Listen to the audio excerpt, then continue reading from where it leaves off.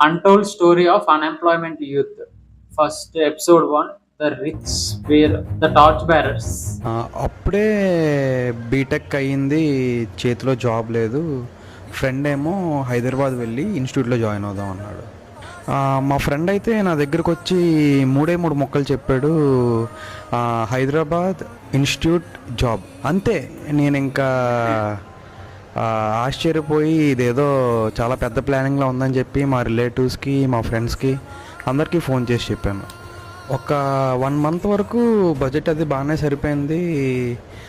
Morning లెగిస్తే సంధ్య, మధ్యాహ్నం Sudarshan, night ఏమో మీ ఫిల్ biryani. Like we know never before అని విత్ ఒక సంథింగ్ వీఆర్ ప్లానింగ్ బిగ్ అని మాత్రం నాకు అనిపించింది.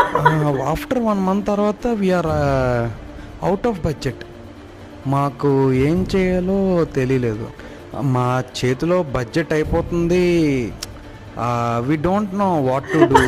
లైక్ మా ఫ్రెండ్ ఒకని అడిగితే ఏం చేద్దాం అంటే వాడు హిహి హిహి అని నవ్వేవాడు. వాడు మెంటల్ స్ట్రెంత్ కూడా ఎలా ఉందో నాకైతే తెలియలేదు. డబ్బులేమో ఇంట్లో అడగలేను.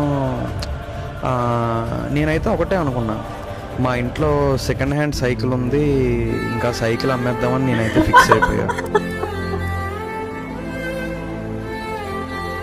మేము ఏదైనా ఫంక్షన్కి వెళ్తే అక్కడ టాపిక్ ఫంక్షన్ కోసం కాకుండా మా ఉద్యోగాల కోసమే అందరూ మాట్లాడుకునేవారు.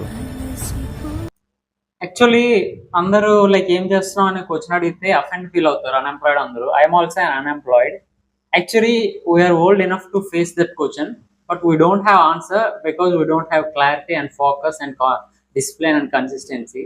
సో వాళ్ళ క్వశ్చన్ అడగడం తప్పులేదు. బికాజ్ మనం చిన్నప్పుడు మన పేరెంట్ అని అడుగుతారు, పెద్ద అయ్యాక స్కూల్ ఏంటి, ఏం చదువుతున్నావు అని అడుగుతారు. లైక్ ఒక ఏజ్ వచ్చాక ఏం చేస్తున్నావు అని అడగడంలో తప్పులేదు. లైక్ మన దగ్గర ఆన్సర్ లేదు కాబట్టి మనం లో ఫీల్ అవుతాం అంతే. We don't know like what to talk. Second hand cycle was personal.